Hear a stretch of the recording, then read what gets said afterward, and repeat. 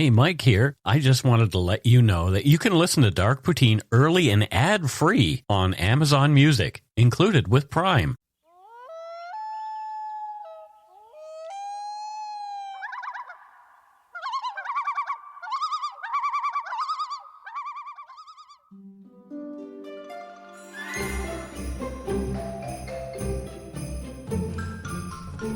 Welcome back to Dark Poutine. I am Mike Brown.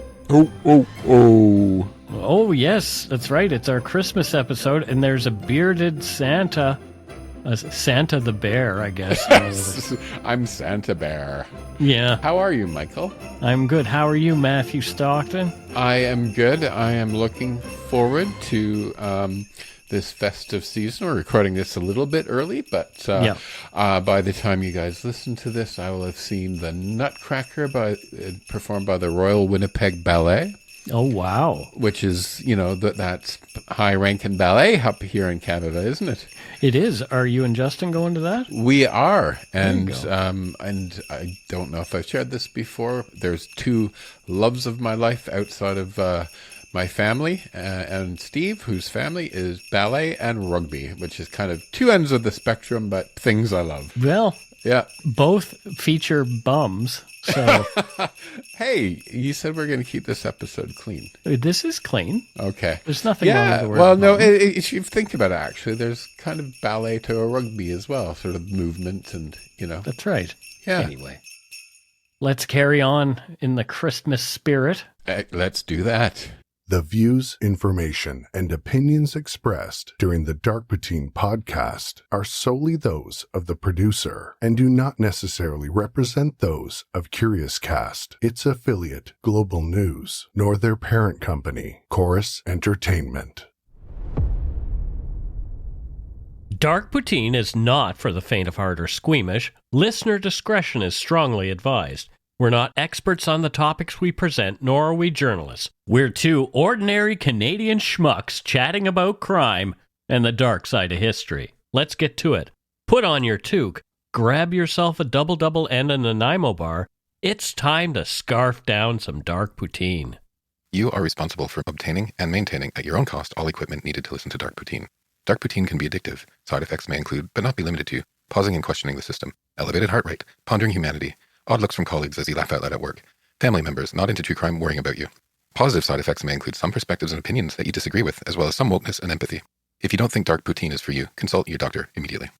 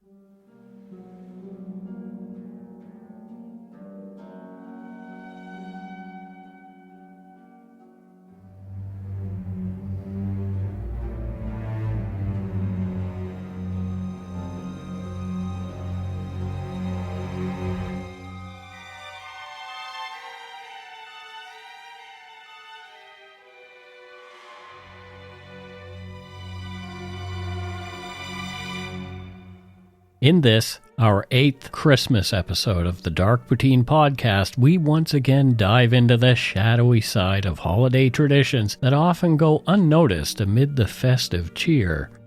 This episode will explore the dark origins of some Christmas customs, such as mummering, a practice steeped in mystery and community engagement where masked individuals visit homes to entertain and sometimes frighten.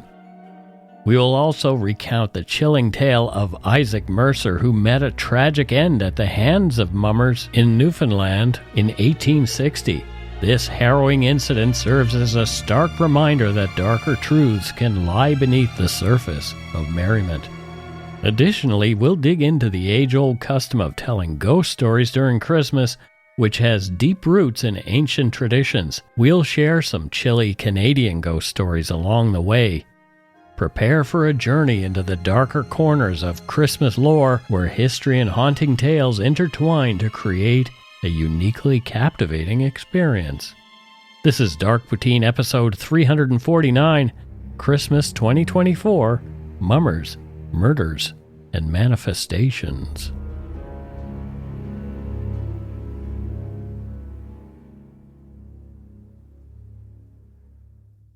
As colored lights twinkle and snowflakes drift across the quiet streets of Canadian towns, villages, and cities, few realize the ancient, sometimes sinister roots beneath our cheerful Christmas traditions.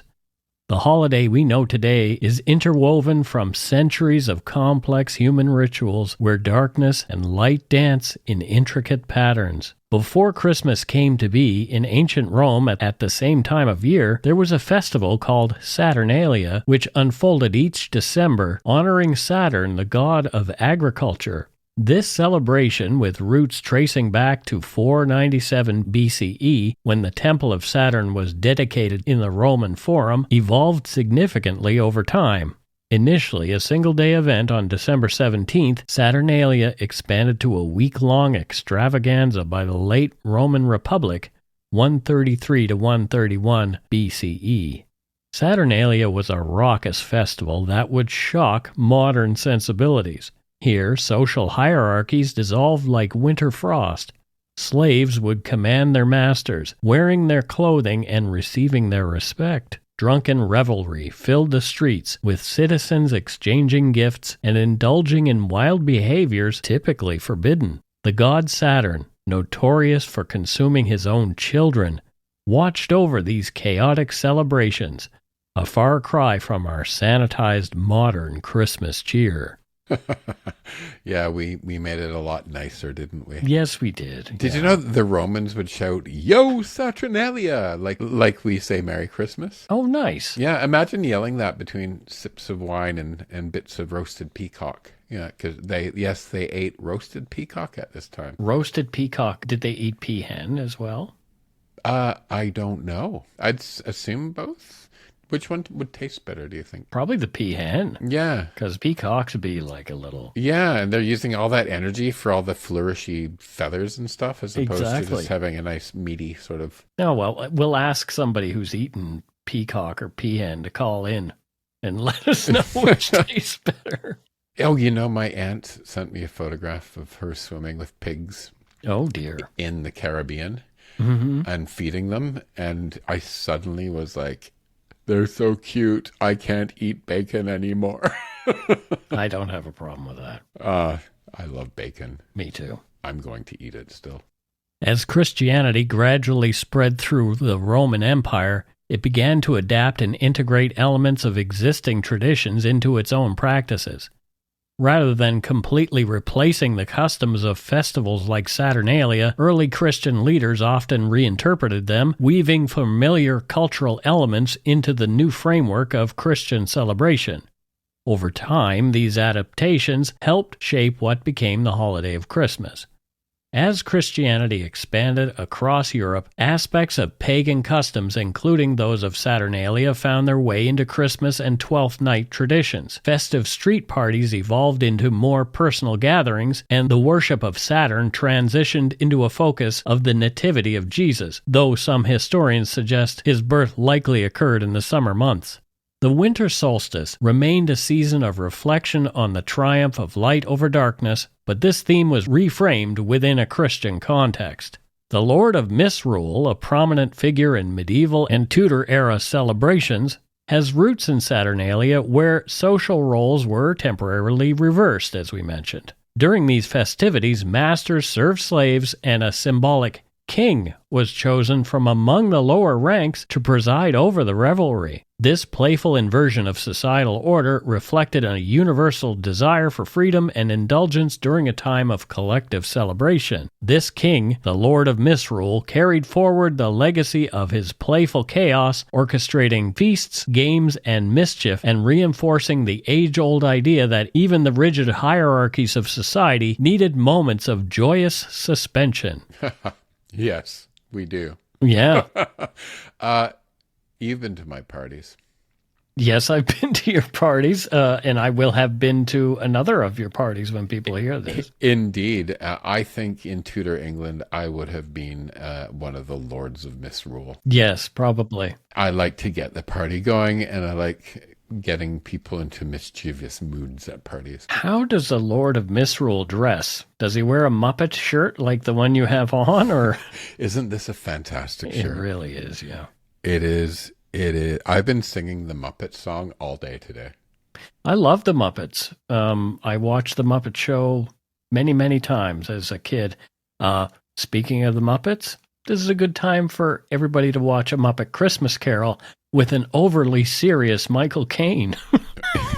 Michael Caine. He plays it just like it's the most serious role that he's ever been in. It's so funny. I watched an episode of the Muppets 2 nights ago. Yep. Guess who the guest was? Luke Skywalker and R2-D2 and C-3PO. Vincent Price. Oh my gosh. They didn't mention Halloween, but I was assuming it's Halloween, and Vincent Price was hamming it up.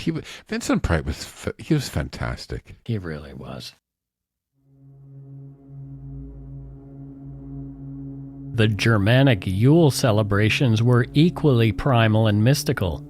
Massive bonfires would blaze against the winter's darkness, symbolizing hope and survival. Evergreen branches weren't mere decorations but powerful talismans against evil spirits. Mistletoe, seemingly innocent today, was once a potent magical herb believed to possess supernatural protective powers. Warriors would lay down their weapons beneath it, signaling a sacred truce. Perhaps most chilling is the dual nature of Christmas figures like Santa Claus and Krampus, both of whom we've spoken of in previous episodes. While Santa rewards good children, his companion Krampus represents brutal punishment. Depicted as a horned, demonic creature, Krampus would drag misbehaving children into the underworld, transforming the gentle concept of Christmas judgment into a terrifyingly visceral experience. These traditions reveal a profound truth. Christmas has never been just about joy. It's a complex ritual of survival, transformation, and confronting the darkness of winter. Each twinkling light and each festive song carries whispers of ancient ceremonies where humans sought to understand their place in a mysterious, often frightening world. The tradition of singing Christmas carols at Christmas also has pre-Christian origins. Before Christianity spread into Europe, communities sang songs to celebrate the changing of the seasons, particularly the winter solstice. These early carols were not explicitly religious, but instead expressed joy and gratitude for the turning of the year, invoking good fortune for the colder months ahead. Like many other holiday traditions, the Church co-opted these practices, adapting the songs to tell stories of Christ's birth and the Nativity. By the Middle Ages, caroling became a central part of Christian celebrations, but it wasn't confined to churches. One of the most enduring aspects of the tradition was the practice of wassailing, a term that refers to groups of revelers going door to door, singing songs in exchange for food, drink, or small gifts. Wassailers would offer good wishes to their neighbors in exchange for a mug of warm cider or a slice of pie. This lively communal activity blended music with a sense of goodwill, cementing its role in holiday festivities. A related and equally fascinating tradition is mummering, which shares roots with caroling but adds an element of theatricality and mystery. Originating in Europe, it was carried to North America by settlers, particularly to Newfoundland and Labrador. Mummering traces its roots back to the early 1800s. The origins of mummering can be linked to Saturnalia and other ancient Roman festivities, which were later adopted in Great Britain before making their way to Newfoundland. Traditionally, the mummering season runs from December 26th, the Feast of St. Stephen, to January 6th, Old Twelfth Day. In Newfoundland, this practice evolved into something distinctly local. According to author Dale Jarvis, each Christmas in Newfoundland, the centuries-old tradition of mummering brings costumed, quite often drunken revelers to life. Disguised in lumpy, padded clothes with their underwear on the outside, perhaps a borrowed bra, mismatched shoes, and masks made from scraps of material, they wander door to door, crash parties, and even enliven parades during the 12 days of Christmas. Known as mummers, jannies, or darbies, these masked revelers sing, perform skits, or engage in playful antics, challenging their hosts to guess their identities. If unmasked successfully, the hosts often reward the mummers with food and drink. Ribbon fools, a particular breed of mummer, are mainly celebrated in communities like Flat Rock and Pouch Cove. These unique characters captivate audiences with their striking costumes, which are traditionally white garments lavishly adorned with colorful ribbons that dance in the wind, creating a genuinely festive spectacle. Many wear impressive hats. Some are seen topped with whimsical paper models of rigged sailing ships, their faces creepily hidden behind veils or masks, some with a delightfully grotesque flair, adding an air of mystery to their performances. Unlike the more common house-visiting mummers who would entertain indoors, the ribbon fools take to the streets, parading through their communities in lively outdoor celebrations. Often accompanied by musicians, they bring joy and laughter wherever they go. So I have to admit something to you, Mike. Okay. The pictures of the mummers, Yeah. they kind of scare me. They're very creepy. They're really, these pictures are in the daytime. If I bumped into people dressed like that at night, it's actually really quite creepy. I'd hit them with a bat or something. I don't know. My husband, Justin, who's English, Yeah. he's British, but I was explaining mummers to him. He's like, oh, it must be an Irish thing. It probably is. I mean, there's a lot of Irish people in Newfoundland, so Yeah, listen to the accent, right? It's so close to an Irish accent. It really is. it definitely is. The flip side of that is I would love to go and be a mummer sometime. It would be fun. Yeah, it would be fun. Yeah. As long as we're not hurting anybody. Yeah, right? As we know, sometimes when alcohol is involved, things can go a bit sideways. Dale Jarvis, author, claims that there were reports of mummer-related violence and mayhem as early as the 1830s. However, things got out of hand when a man was murdered by mummers. On the night of December 28, 1860, a tragic event unfolded in Bay Roberts, Newfoundland, that would forever change the course of a beloved holiday tradition. Isaac Mercer, a fisherman, his age varies in accounts from 26 to 29, fell victim to a group of mummers in an incident that shocked the community and led to significant legal repercussions for the practice of mummering throughout Newfoundland. Isaac Mercer had spent the day in the woods with his two brothers-in-law, Abraham Russell and John Brown.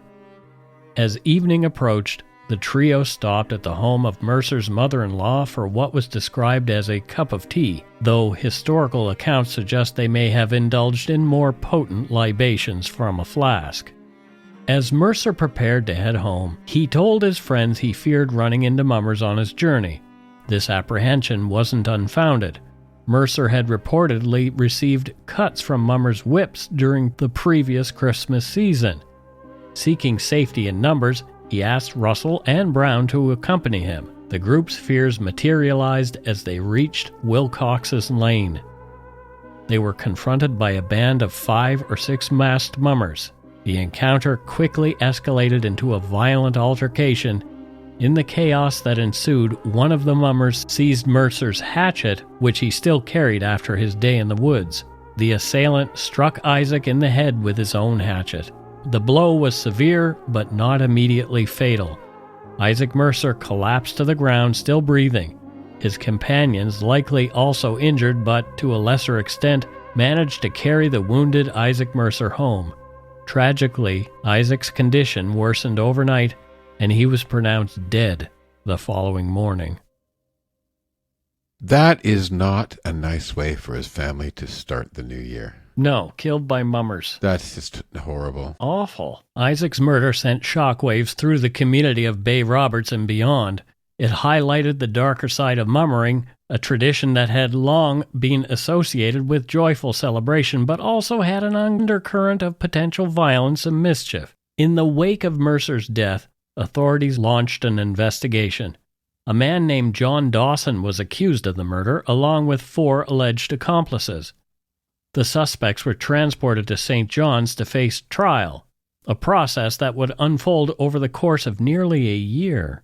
On November 20th, 1861, an indictment was presented to the grand jury. Chief Justice Sir Francis Brady presided over the proceedings, instructing the jury to determine whether the mummers had deliberately laid in wait for Mercer or if the encounter had been chance, a distinction that would determine whether the charge would be murder or manslaughter. And as we know, back in those days, the only sentence for murder was hanging. The trial faced several challenges. A key witness named Henderson, who had provided evidence during the investigation, died before the trial commenced. Another witness was described as having a, quote, mental infirmity, prompting the Chief Justice to caution the jury about the reliability of his testimony. Despite the gravity of the crime, the legal proceedings ended in a manner that left many questions unanswered. On November 27, 1861, it was reported that the jury had, quote, ignored the bill against Dawson and his companions. This effectively meant that the jury found insufficient evidence to proceed with a trial, and the case was dismissed. The outcome was controversial, particularly given the religious tensions in Bay Roberts at the time. Mercer was Protestant and Anglican, as were his brothers-in-law, while all the accused were Catholic. Some speculated that these religious divisions played a role in both the attack and the subsequent failed legal proceedings against his killer. The murder of Isaac Mercer did not occur in isolation. It was part of a broader pattern of mummer-related violence that had been escalating in Newfoundland. Courts were often busy in the weeks following Christmas dealing with the aftermath of mummering-related incidents. Mummers' disguises provided anonymity which some individuals exploited to settle scores, engage in mischief, or commit acts they would otherwise be reluctant to do openly. Historical records describe mummers carrying an array of potential weapons, including hatchets, sticks, whips, and even blown bladders filled with pebbles. Pig's bladders. Oh dear. I read up on this. They'd Okay. fill the bladders with pebbles and put it on a stick and whack people over the head with it. Oh my gosh. I know. Why? Like, this is so weird. This sort of like, let's all have weapons during this like festival. Right. Yeah, it doesn't make any sense. Right. The only thing I'm going to be weaponized with is like a Christmas pudding and some candy canes. Christmas pudding, blah. You don't like Christmas pudding? Well, I mean, if it's full of brandy, no. That's kind of not my bag anymore. No, I don't do brandy in my Christmas pudding. There's another thing that I absolutely loathe. What's that? Raisins. You're weird. Anyway, back to this story. The Mercer murder, combined with other high-profile attacks in St. John's, Carbonear, and Harbour Grace, prompted legislative action. On June 25, 1861, less than 6 months after Isaac Mercer's death, the Newfoundland government passed, quote, an act to make further provision for the prevention of nuisances, end quote. This law required individuals to obtain a written license from a magistrate to dress as a mummer or wear a mask.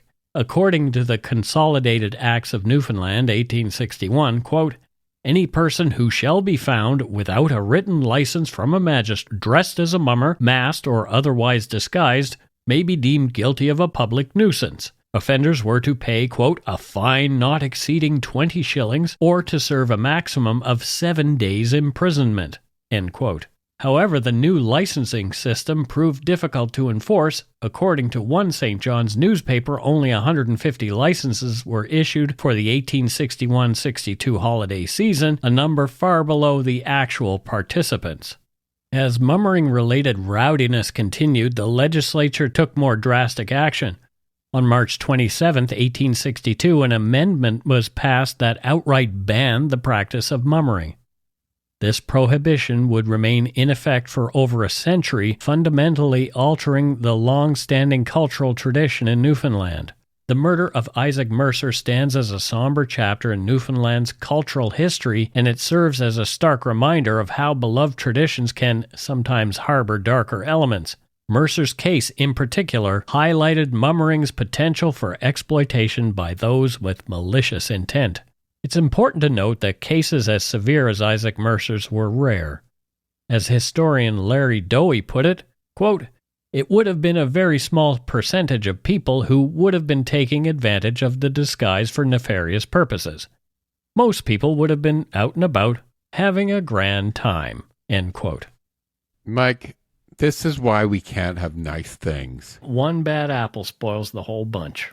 Yep. Some people are out there singing and getting booze from their friends and having, hot chocolate and things like that. And then there's some troll who's got to bonk people over the head with a pig bladder full of pebbles. Yeah, it's kind of like in social media, you do a funny meme, everyone's laughing, and then somebody has something horrible to say. Yeah.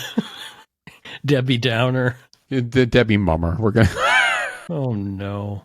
The Isaac Mercer incident left an indelible mark on the collective memory of Newfoundland.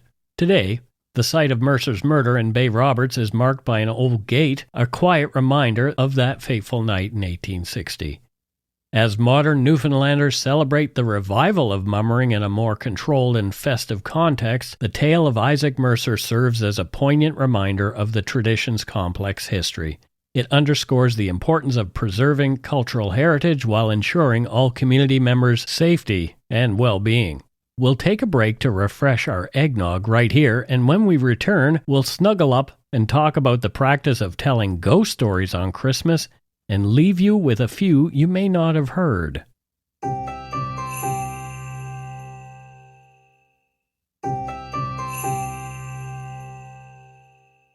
And we are back. Matthew, thoughts on this cold, chilly night? I'm finding all of these sort of traditions really quite interesting, to be honest. Yeah, they're fascinating. I love stories around Christmas tradition and that kind of thing. Yeah, me too. And I love, Christmas time for me is, I'm a cultural Christian, if you know what I mean. I got you. Yep. Right. And I love going to a Christmas mass. Mm-hmm. Right. And because I like cathedrals and churches are so beautiful at Christmas. And I was talking the other day, Hark the Herald Angels Sing is my all-time favorite Christmas song, especially Ella Fitzgerald's version. Yeah. And yeah, I just love this time of year, and I just love it all, right? I love nativity scenes. I love all of it. I personally am really enjoying the revival of the tradition of telling ghost stories over the holidays. Let's start with a little history of the centuries-old practice. In the depths of winter, when nights grew long and the sun's warmth waned, ancient peoples gathered around flickering fires to share tales that stirred the soul.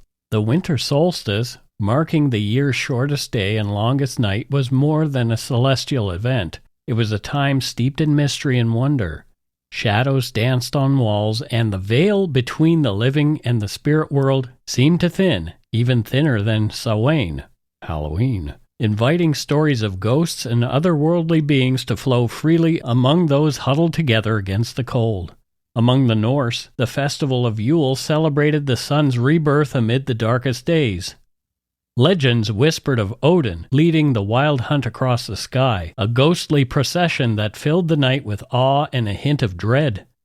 Such tales were woven into the very fabric of communal life, serving not only as entertainment but as a means to make sense of the natural world's enigmatic forces.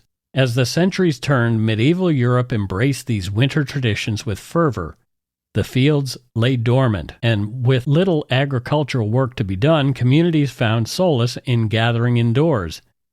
The hearth became the heart of the home, and storytelling emerged as a cherished pastime. Supernatural tales, rich with moral lessons and reflections of societal fears, echoed through halls and taverns alike. With the spread of Christianity, many pagan customs found new life within the framework of Christmas celebrations, as we mentioned. The season became a mishmash of both sacred and secular traditions, intertwining the birth of Jesus with reflections on life, death, and the hereafter. Ghost stories persisted, now infused with Christian themes of redemption and virtue, allowing people to explore profound questions within familiar narratives. The Victorian era witnessed a renaissance of the Christmas ghost story. Amid the clamor and clatter of the Industrial Revolution, there was a yearning for the simplicity and warmth of bygone days. Families gathered around hearths, and the art of storytelling flourished anew. Charles Dickens captured this spirit in his timeless work, A Christmas Carol. Through spectral visits to Ebenezer Scrooge, Dickens illuminated the transformative power of empathy and compassion, reigniting the tradition of ghostly tales during the festive season. Do you have a favorite retelling of A Christmas Carol, Matthew? 100% Scrooged. You like Scrooged with Bill Murray. Bill Murray and the actress with the high voice. I love her so much that plays like the fairy. Bernadette Peters. Yeah, she's great. Yeah. I haven't seen it for years. I used to love it. I should watch it again this year. My favorite version, I think, would have to be the Alistair Sim, the 1951 sort of real traditional one. Okay. I'm probably going to watch it right after this episode because we're talking about it and it's on my mind. I just love it. I watch it every year, at least once. Do you want me to come over and we'll snuggle up on the sofa? Sure, why not? With some hot chocolate and marshmallows. Okay. Yeah, I do have some hot chocolate, but I mean, no marshmallows. I love hot chocolate. Me too. As Dickens' Christmas Carol grew in popularity, Victorian magazines brim with similar stories eagerly devoured by readers and often shared aloud on Christmas Eve. Writers like M.R. James penned chilling narratives designed to send a shiver down the spine while imparting moral insights. The tales became an integral part of the holiday experience, blending suspense with reflections on human nature. The enduring appeal of ghost stories during the winter months speaks to a deep-seated human desire to confront the unknown. As darkness enveloped the world, these narratives offered a safe space to explore fears and ponder the mysteries of existence. They served as both a mirror and a lantern, reflecting societal values while illuminating the path through winter's gloom. Though the tradition waned in the 20th century, with the rise of new entertainment forms like radio, cinema, and now the internet, it never vanished entirely. In recent years, there's been a resurgence of interest. Public readings, new literary works, and adaptations have breathed fresh life into these age-old customs, reminding us of the joy found in shared stories and the timeless allure of the supernatural. The practice of telling ghost stories over the winter solstice at Christmas time is more than a historical footnote. It is a living tradition that continues to resonate. It bridges the past and present, uniting us in our common humanity. In the glow of candlelight or the warmth of a crackling fire, we find comfort in these tales, echoes of those told by our ancestors, as we navigate the darkest nights of the year together.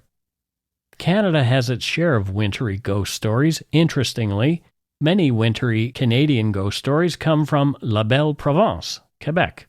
The tale of Simon McTavish is a chilling story that has captivated Montrealers since the early 19th century.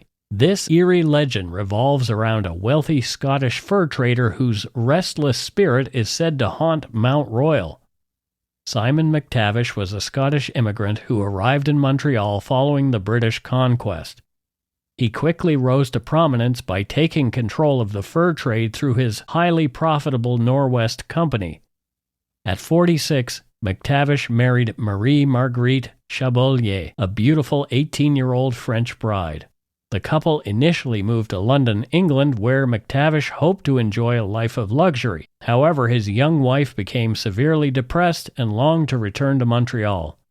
Following her wishes, McTavish brought her back to Canada and began an ambitious construction project. Determined to recreate the opulence of London and Montreal, McTavish commissioned the construction of a lavish castle on the slopes of Mount Royal. The structure was designed to emulate the baronial estates of the Scottish Highlands, built with the finest materials available, including hand-cut limestone blocks. By 1804, the castle was nearing completion, with its foundations, walls, and roof in place. McTavish, ever the hands-on business owner, supervised the construction from a small cottage nearby. One fateful afternoon in 1804, McTavish stubbornly remained outdoors in the rain, overseeing the work despite catching a cold.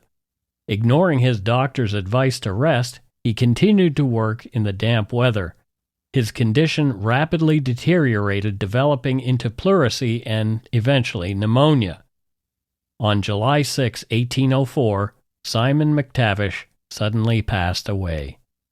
Following McTavish's unexpected death, construction on the castle came to an abrupt halt due to legal complications surrounding his estate. His wife quickly remarried and returned to England, leaving McTavish's remains alone in a magnificent vault built in the castle's garden. Over time, the unfinished castle fell into disrepair, taking on a haunting appearance. Its empty windows seemed to stare down at the city below, creating an eerie atmosphere that fueled local imaginations. As the years passed, rumors of supernatural occurrences began to circulate. Some reported seeing spirits flitting in and out of the castle's doors and windows, while others claimed to hear horrifying groans emanating from within the structure. Perhaps the most fantastical tale was that of McTavish's own ghost seen tobogganing down Mount Royal in his coffin on certain nights. Mike. Matthew. When I was a kid, my toboggan could have very easily become my coffin. Oh, yeah, me too. We used to do the craziest things. We'd build ramps, right? And just fly, like you'd hit that sucker and just, you'd fly in the air. Like for feet, you know, hit tree stumps. We'd try to like, snowboard, but on the toboggan, right? And especially we get on hills after like an ice storm. So it's just like, yeah, right?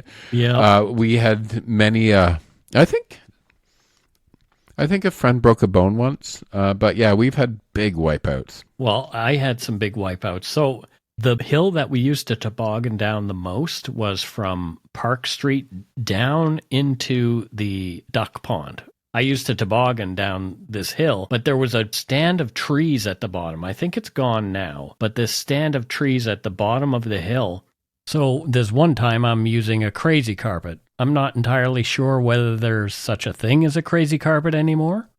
I'm on Amazon, my friend, and they're called slider mats and other things. But yeah, they're still for sale. So it's just a piece of plastic with handles in the front that you can just slide down a hill on. The thing about them is they're hard to control. Sometimes they will flip around backwards while you're going down the hill. I guess that's why they call them crazy carpets.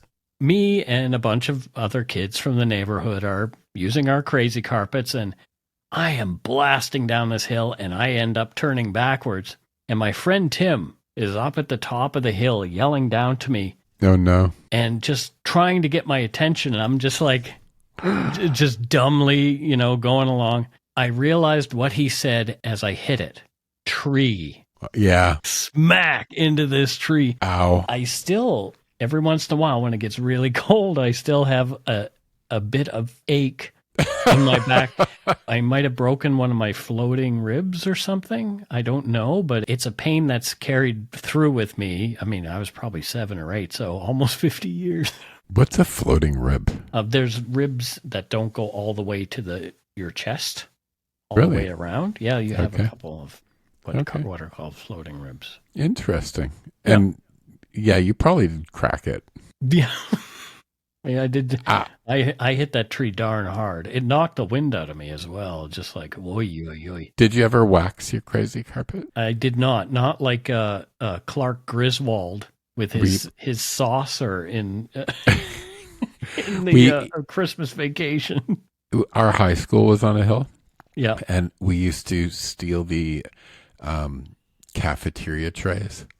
Yeah. And stand on them and see who could get the furthest down the hill on a cafeteria tray without falling off. But we're really off track here, Matthew, because we're talking about a ghost in his coffin tobogganing down. I guess here we went off on this weird tangent, but let's get back to Simon McTavish. More spooky stuff. The legend of Simon McTavish's ghost persisted even after the city demolished his crumbling castle in 1861 and used the rubble to bury his mausoleum. While the story faded somewhat over time, it has come up again in recent years thanks to organizations like Haunted Montreal, which has been conducting research and offering ghost tours to McTavish's gravesite since 2011. Today, the tale of Simon McTavish remains one of Montreal's most enduring ghost stories, a chilling reminder of the city's rich history and the power of local legends to capture our imaginations. A 5-foot granite block dedicated to McTavish marks the spot where the mausoleum once stood. Heading north to the frigid expanse of Canada's Northwest Territories, a chilling tale has echoed through the ages, haunting the banks of the Mackenzie River for over 170 years. This story of Augustus Richard Piers, a young fur trader whose final journey became an eerie legend that still sends shivers down the spines of those who hear it. Augustus Richard Piers was born in Lymington, England in 1820. At 22, he embarked on a life-changing adventure, joining the Hudson's Bay Company as an apprentice clerk. Little did he know that his decision would lead to a ghostly legacy that would outlive him by centuries. Piers' journey to the Canadian wilderness began on August 18, 1842, when he landed at York Factory after crossing the Atlantic on the Prince Rupert. Over the next few years, he would traverse the Canadian landscape from Norway House to Fort Simpson in the Mackenzie River Delta. His career with the Hudson's Bay Company took him to various outposts, including Fort Norman and the Peel River Post. It was at Fort McPherson in the extreme north of the Northwest Territories where Piers' mortal journey came to an end. In 1853, at the young age of 33, Augustus Richard Piers fell gravely ill. As he lay on his deathbed, he made a final request. He did not wish to be buried at Fort McPherson. Piers' last wish would set in motion a series of events that would give birth to one of Canada's most enduring ghost stories. For 6 long years, Piers' body remained at Fort McPherson, his final request unfulfilled. It wasn't until 1859 that 2 men, Roderick McFarlane and a companion, undertook the daunting task of transporting Piers' remains to Fort Simpson. The journey ahead was treacherous, a grueling 1,200-kilometer trek along the frozen banks of the Mackenzie River. McFarlane and his companion loaded Piers' coffin onto a dog sled, and with a team of hardy canines, they set off into the unforgiving northern wilderness. Strange occurrences plagued the 2 men from the beginning of their journey. As they traveled through the desolate landscape, wild animals drawn by the scent of death began to approach the sled. The dogs, sensing danger, surrounded the coffin, barking madly to protect their grim cargo. In these moments of peril, the first whispers of the supernatural made themselves known. McFarlane and his companion reported hearing a strong, mysterious voice shouting commands to the dogs. The voice, seemingly emanating from the coffin itself, would cry out, "Marche!" the French command for walk. Each time this ghostly voice rang out, the wild animals would scatter and the dogs would run with renewed vigor. Wow. Yeah. He's kind of a bossy ghost. Right. I don't know. A little bit of a taskmaster there. Exactly. Was marsch? Marsch! Good thing it wasn't a German ghost. Oh, God. Mach schnell! Even creepier. I would be in a hurry to get rid of this coffin, too, if there's some weird ghost yelling in it. Oh, yeah. As night fell and the 2 men attempted to rest, the haunting presence grew stronger. McFarlane later recounted a terrifying experience where a ghostly presence came upon them so suddenly and frighteningly that he instantly covered his face with his blanket and remained speechless. I bet he peed a little too. Both men felt an overwhelming sense of terror, unable to speak or move as the unseen force loomed over them. The journey seemed to stretch on endlessly, each day bringing new horrors and unexplained phenomena. The 2 men found themselves trapped in a nightmare, caught between the unforgiving Arctic wilderness and the restless spirit that seemed to accompany them. Finally, after weeks of travel, McFarlane and his companion reached Fort Simpson. Exhausted and shaken, they delivered Piers' remains to their final resting place. But even as they completed their mission, both men swore they could still feel the ghostly presence of Augustus Richard Piers. The tale of the Mackenzie River ghost quickly spread, captivating the imagination of locals and travelers alike. It became one of the oldest and most widely known ghost stories in Canada, even gaining notoriety in Europe. The image of a spectral voice guiding a dog sled through the frozen wilderness became deeply ingrained in Canadian folklore. Over the years, the story of Augustus Richard Piers and his posthumous journey has been retold countless times, each retelling adding new layers to the ghostly legend. Some versions of the tale describe Piers' arms and legs swelling to enormous sizes, while others speak of bedsheets flying through the air in his presence. The Mackenzie River ghost story serves as a chilling reminder of the harsh realities early fur traders and explorers faced in Canada's north. It speaks to the isolation, the danger, and the ever-present specter of death that haunted these brave individuals. But more than that, it taps into our primal fears of the unknown, the thin veil between life and death, and the mysteries that lie beyond our understanding. To this day, travelers along the Mackenzie River report strange occurrences, unexplained sounds in the night, fleeting shadows at the edge of their vision, and an overwhelming sense of being watched.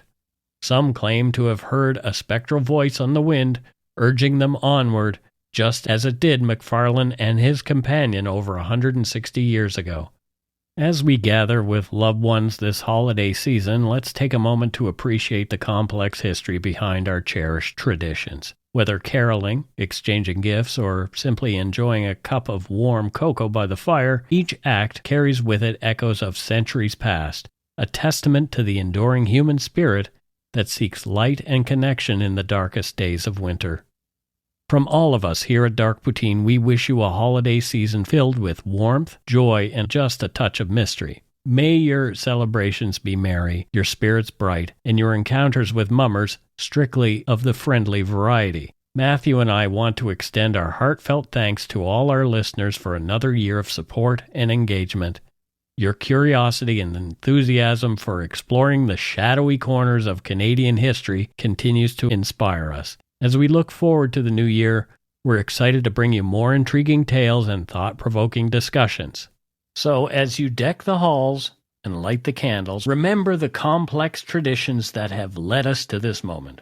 From our Dark Poutine family to yours, we wish you all the best for the holidays and a happy, healthy, and slightly spooky new year. Stay safe, warm, and keep those porch lights on. You never know when the mummers might come calling. Ooh, Merry Christmas, everybody. Merry Christmas, folks. We love you. We will be back on January the 13th. January the 13th, Dark Poutine will return with a new episode in the main feed. And hey, if you've got Amazon Music, you can hear it a week early on January 6th. Cool. And that's it for Dark Poutine episode 349, Christmas 2024. Mummers, Murder, and Manifestations. Mummers, murder, and I see what you did there, and manifestations. Yeah, a little bit of alliteration, just like my book. I like it.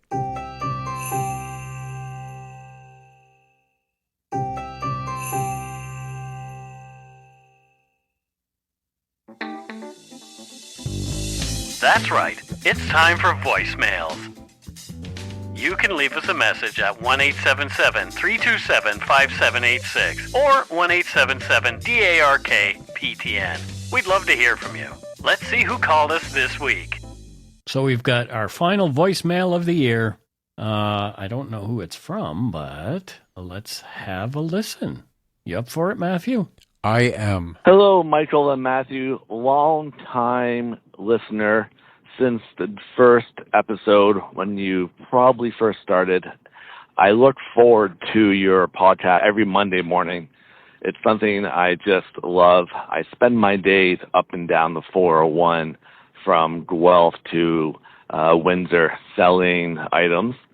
I'm the gentleman who I believe lives in Matthew's mom's neighborhood based on the description of where he says she lives. I really love all the content from Southwestern Ontario, the Donnellys. That was a great one. obviously, and anything that mentions Southwestern Ontario, as I spend most of my time there. I mentioned it before on a similar phone call that I would love to see information about the Linda Shaw case.